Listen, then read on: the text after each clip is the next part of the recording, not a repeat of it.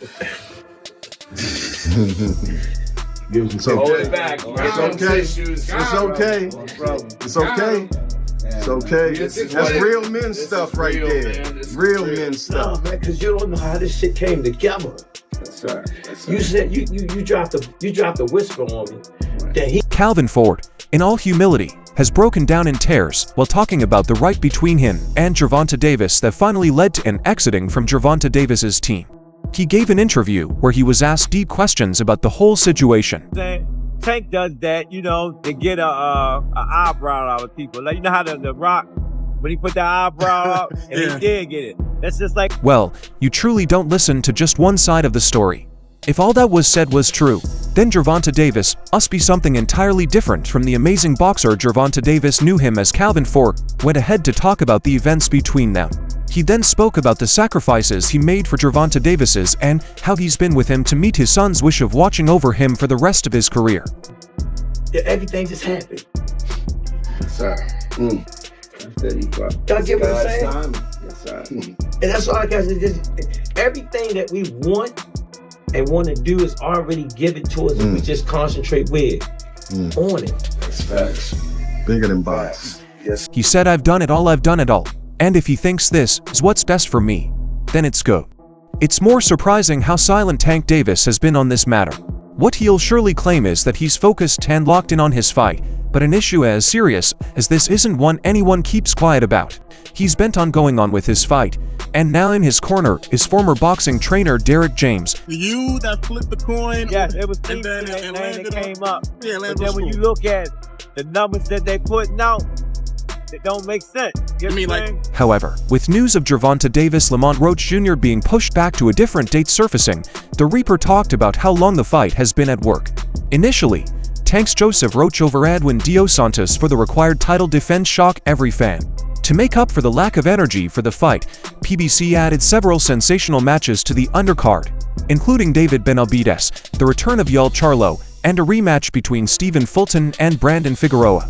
I've been in the Tank sweepstakes 2 years ago. A fighter's biggest payday around our weight class is going to be against Tank. Yeah, that's what they call it, the Canelos. According to Roach, his match against Davis might not be as random and instant as fans are thinking. In a sit-down interview on the Bag Fuel YouTube channel, the 29-year-old told how this fight has been in the works for 2 years now. As soon as the conversation started, Hacken asked Roach about the fight against Gervonta Davis and how it happened. A lot of them said that. And I want him to have that attitude because, again, I know what's under the hood with him. He's Ford built tough. The World Boxing Association super featherweight champion quickly addressed the question and accepted the fact that fans were not happy with the match. He further added that most of those people who are against the match don't know anything about fighting.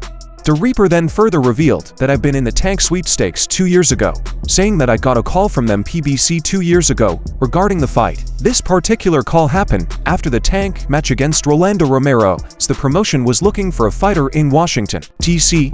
Obviously, when you fight Canelo, you're going to get a bag. The Tank sweepstakes, obviously, you fight Tank, you're going to get a bag. I got a call from them 2 years ago before he fought Hector Garcia. I wasn't champ at the time. And he told how the PBC wanted him to be the opponent for Davis and asked whether Roach was ready or not. According to Roach, he agreed to the fight, but the talks broke down because I wasn't champ at the time, and Hector was a champ, so they fought Hector, implying how the PBC finally went with Hector Luis Garcia. I'm old school. If I really think I'm gonna beat somebody, take the money and run with it. Let's fight. If you notice, when we fought for Floyd now, we took every fight they threw. The matchup surprised him, as he was the mandatory challenger for Garcia's World Boxing Association super featherweight champion. And even though Garcia did not do the mandatory challenge, War respects him for the business choice. He didn't do a voluntary defense, I was the mandatory. And they used his same, I'm doing the same thing stated, implying how he is also making decisions based on a business viewpoint. I was a champ, and I was the mandatory, that's crazy, I was the mandatory for Hector. He used his same, I'm doing air quotes, I'm doing the same thing. While the January 1st 25 boxes seem driven to prove his doubters wrong, the clouds of uncertainty still loom over the fight. Several reports came out indicating a delay in the fight, but a few days ago Gervonta Davis finally broke his silence regarding the problem. Gervonta Davis not ready to change dates. A recent report from the boxing scene suggested that Tank Camp had confirmed the possibility of shifting the date of the fight to a later date. The original PPV is rather closer to the Tyson Fury vs. Alexander Usyk Riyadh season rematch. The report further claimed that the Davis-Roach match is now being eyed for January 25th as a co-main event of the potential David Benavidez vs. David Morrell fight. The WBA lightweight champion himself addressed the situation as he took to his X account and wrote a cap on the report, saying that it might not be true with just one word. Gervonta Davis silenced all the reports and suggested that his date wouldn't change. He used his special privilege to fight Tank instead of me, so I had to wait. Because he didn't want to lose to you, so if I'm going to lose, I'm going to fight Tank. Because if I lose to the champ, ain't no payday. I'm still the champ, and I can still keep on going and fight. That's a business decision. The fight not getting pushed back is a piece of good news for both Davis and Lamont Roach Jr., who is hellbent on showing everyone wrong. After all, this is a fight that he has been targeting for 2 years now, and now that he has finally gotten it, he won't let it go easily. Gervonta Davis has drawn the eye of a good amount of boxing fans in 2020 for despite saddling up for a big fight against Ryan Garcia in 2023. Tank took a step back in his age 30 year in the eyes of many. His decision to fight Frank Martin over the summer wasn't met with much excitement, although Davis delivered with a scintillating co-boxing. Fans excused it though, expecting Davis to follow up with another big fight for his next event. Instead, Davis announced that he would be fighting Lamont Roach Jr. in December. Roach is a fine boxer, but not a big name by any means. This gonna be fight of the year type caliber fight, because obviously I'm not coming in there scared. I ain't coming in there to lay down. I ain't coming in there. Boxing purists were clamoring for a Davis bout against Vasily Lomachenko, which seemed highly possible, but the Ukrainian decided against it, at least for now, while Lomachenko was the one who didn't try hard to make it happen this time. There are some who think Davis waited until Lomachenko got old before even giving him a chance. An anonymous boxing official spoke to the boxing scene lately and called out Davis for ducking Lomachenko until the very last minute. If Lomachenko quits, there's a part of me that'll be happy he didn't fight Tank. It was kind of an asterisk teach move by Tank to refuse to fight Lomachenko for so long and then chose pick him at 36, almost 37. It's like Lomachenko saying no, you had your chance. Lomachenko is still elite, as proven by his TKO title win over George Kambosos Jr. in May, but he doesn't have the quickness or power that made him among the most dangerous boxers earlier in his career. I'm coming in there to do what I gotta do to get my hand raised. So, when you say that... I like Lamont, man. Lamont sound like he ready.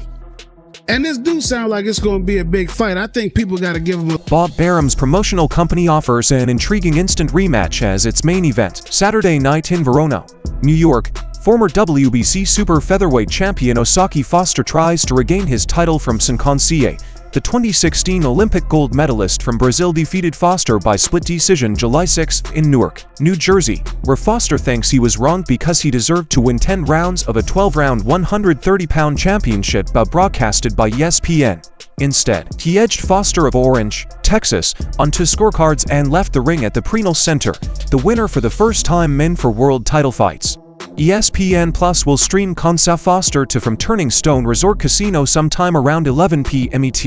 As much as hardcore boxing fans figured to consume this second bout between Conca and Foster, it was not the major event Arams to prank Kink initially planned for Saturday night. Assalamu alaikum. Walaikum salam. What's going on? How you feeling? Man, okay, man. Okay. The face of boxing, Gervonta Tank Davis. Uncrowned has learned that there was a point early in the summer when top-ranked executives and representatives for all Heyman's premier boxing champions came close to finalizing a deal for Gervonta Tank Davis to finally fight Vasily Lomachenko in what would have been one of the highest-profile boxing matches of 2024. Baltimore's Davis has long been criticized for not facing the Ukrainian southpaw, the one of boxing's biggest stars, as fully committed to battling Lomachenko in what would have been a 12-round lightweight title unification fight. It wasn't until Lomachenko told top-ranking executives that he wasn't interested in fighting Davis or anyone else before the end of this year that negotiations ceased. Top Ranking was allowed to explore the showdown with Davis, Lomachenko's longtime manager, Ijaskas, but Lomachenko eventually wanted more time to decide if and when he will continue his Hall of Fame career in 2025. Had Lomachenko signed off on the deal, he and Davis likely would have fought this Saturday night at MGM Grand Garden Arena in Las Vegas. Their pay-per-view bout would have been co-distributed by ESPN in Amazon's Prime Video. Released to the public, we know now December 14th, Houston, Texas. He's going to be facing a very tough opponent in Lamont Roach. ESPN preferred November 2nd over November 9th, the other date discussed for Davis Lomachenko, because the basic cable conglomerate would have been able to promote its fight more thoroughly this week than next week because of its loaded college football schedule on November 9th. Top ranked. President Todd Duane and myself had a couple of talks with PBC and tried to put together the fight with Tank. Carl Moretti, Top Rank's vice president of boxing operations, polled on Crowned. We agreed on a lot of stuff and it wasn't an issue at all as far as what we were doing and how we were moving forward. What we didn't have yet, and what we came to find out, was that Lomachenko wasn't in the country and we hadn't had those discussions with him. We had just spoken to his manager briefly, but up to that point everything was all systems go. But when Lomachenko to get back into the country, he decided he didn't want to fight at this point and needed to take the rest of the year off. He wasn't going to decide what he was going to do until sometime in the beginning of the year 2025. He wasn't going to fight Tank or anyone else in November or for the remainder of this year. Lomachenko last fought May 12th when he crushed former unified lightweight champ George Kambosos Jr. at Pac Arena in Perth, Australia. The three-weight world champion dropped Sydney Zosos twice in the 11th round before their scheduled 12-round 135-pound title match was stopped. Can you tell us a little bit about the history between them two?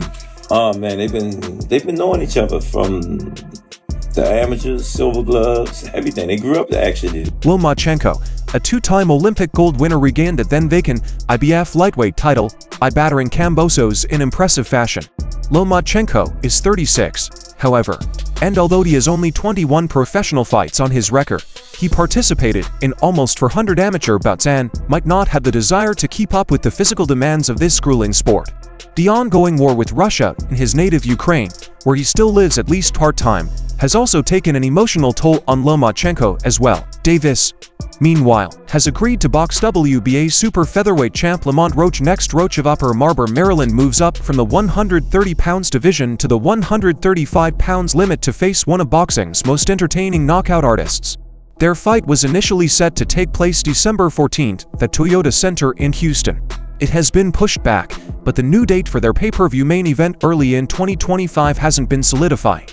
Davis, who turns 30 on November 7th, confirmed through his X account Tuesday that he will still face Raj next on Crown, and confirmed that their bout will still be held at Toyota Center, the home of the NBA's Houston Rockets, primarily because that's where Davis wants to headline when he returns to the ring. Feel good, man.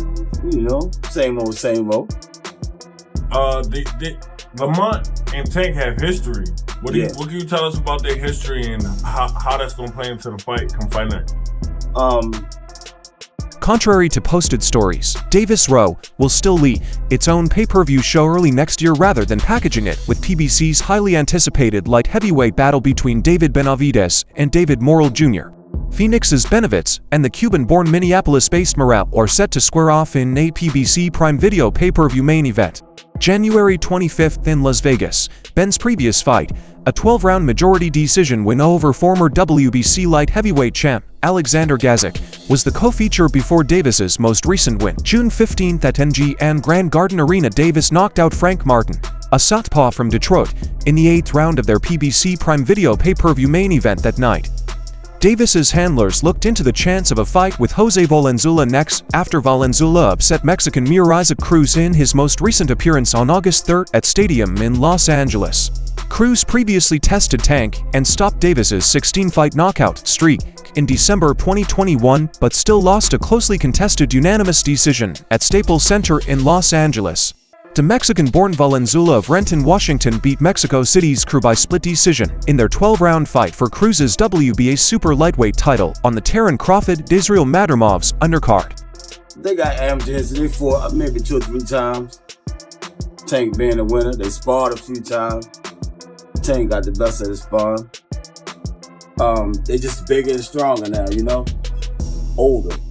Valenzuela could still squeeze down to the lightweight limit of 135 pounds for the chance to face Davis, but he wasn't interested in taking that fight next. It isn't clear if Davis-Lomachenko negotiations will resume if Lomachenko opts to continue his job in 2025.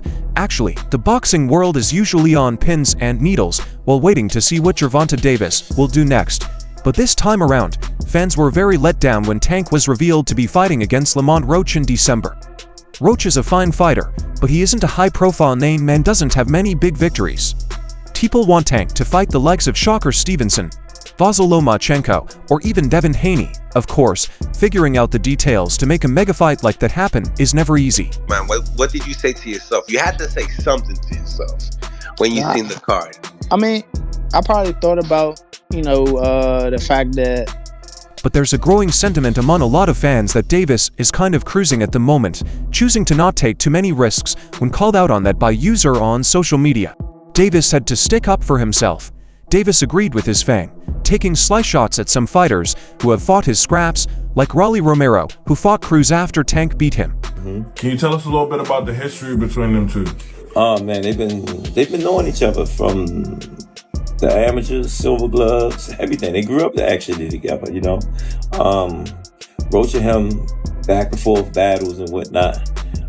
It's gonna be a pretty interesting fight, you understand, because Roach. Devin Haney, who fought Garcia after Davis beat him. Davis has faced plenty of great fighters, and he knows it.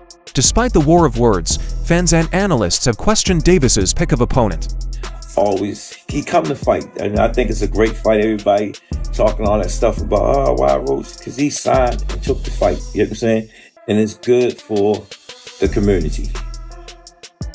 Now, do you feel like there's unfair criticism because of the... In theory, despite being the World Boxing Association super featherweight champion, Rook has not shown great punching power, something vital to face a knockout artist like Tank. The point against him is that Roach will have to gain 9 pounds from his normal weight to face this fight. What's even more interesting about their matchup is that Gervonta Davis is facing a familiar foe. Next, the American boxer has chosen to run it back against Lamont Roach, a fighter whom he crossed paths with twice in their amateur careers. Was not being as known of a fighter.